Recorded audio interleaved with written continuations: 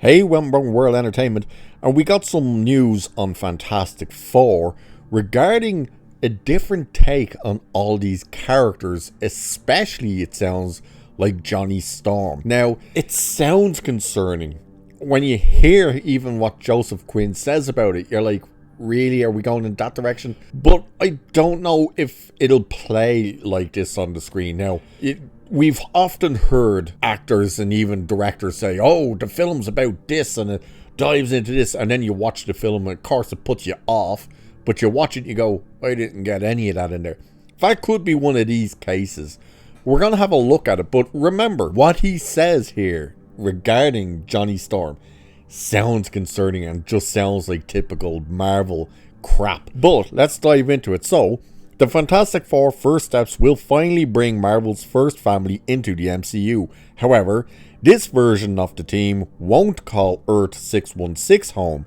Instead, Marvel Studios is taking full advantage of the multiverse saga's premise to tell their story in an alternate reality 1960s New York. The key difference between the two worlds, well, this 1960s has genius inventor Reed Richards to make all those bold ideas people had during that period a reality. Director Matt Shakman tells Entertainment Weekly, "We knew that we'd be on another Earth, so we had a chance to reinvent what the 60s looked like. I was really interested in imagining the Fantastic Four being astronauts.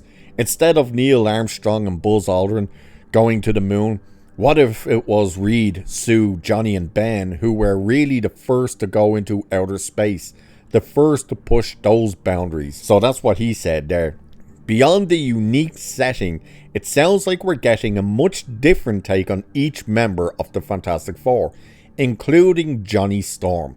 The world is a very different place now, and it seems there's no longer room for a reckless, womanizing Johnny. So here we go, get ready for this. So, this is what Joseph Quinn says of the Human Torch. "He's a man that leads with a lot of bravado, which can be an affront sometimes, but also he's funny. Myself and Kevin Feige were speaking about previous iterations of him and where we are culturally. He was branded as this womanizing, devil-may-care guy, but is that sexy these days? I don't think so. This version of Johnny is less callous to other people's feelings, and hopefully there's a self-awareness about what's driving that attention-seeking behavior." So you're seeing there, he's very much saying, in today's climate, we can't have him being a womanizer. That's where you're kind of going, okay, this is concerning. They're doing this whole, it's the Johnny Storm of the Me Too era. And it's like, really? Shankman adds, "Johnny is really smart. He's on that spaceship for a reason.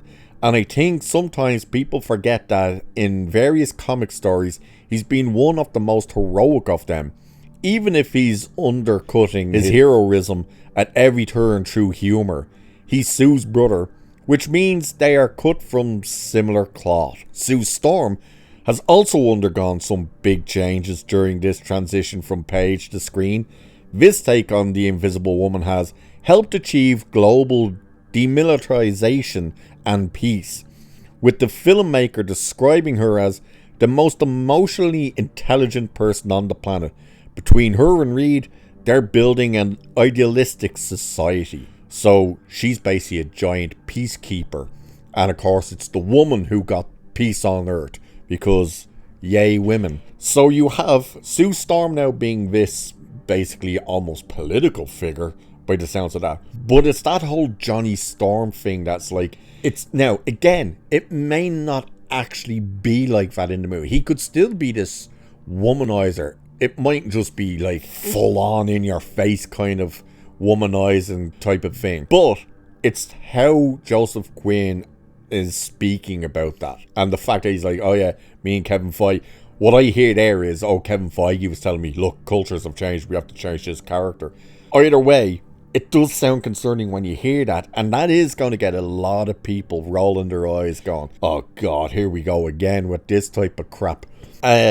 So it's going to be interesting to see what way this character actually now plays out on the screen, because A lot of people were quite happy with his casting, but I don't think they're going to be quite happy with hearing him say this. So it should also be noted now as well, actually, that they have currently begun filming reshoots in the UK for the movie. Now, I haven't heard anything about them being significant or anything like that, but it has been confirmed that they have begun some reshoots in the UK. So that's going to run up the cost a bit, I'd assume. And we'll try and see and hear what kind of reshoots there are and how long they're going to take. Because, again, anything over 2 weeks, that's concerning.